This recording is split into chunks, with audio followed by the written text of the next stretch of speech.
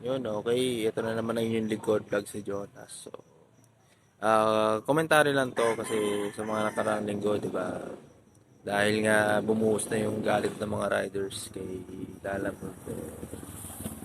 Patuloy na buwababa yung ratings ng driver app nila sa Play Store. Kaka-report ng mga rider. Kaka-report. So, ito lang masasabi ko dyan. No? Lalamove, kung marunong kang makinig sa amin bilang rider mo, eh, hindi naman ganun, di ba? Then wala namang problema. Hindi naman siguro um, magaganyan yung mga riders na walang dahilan. So, at tandaan po ninyo na kami ang dahilan kung bakit may kita kayo, may komisyon kayo, kami ang dahilan. Lalabo.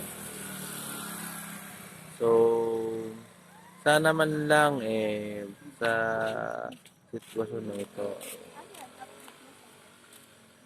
pakinggan mo naman kami. So, sa rates, sa fare matrix, sa suspension, sa pagbaban, yun lang naman.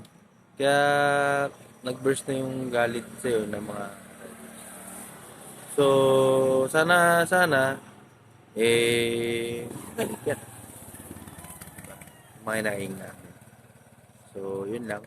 Aking masasabi. So, yun. Thanks for watching.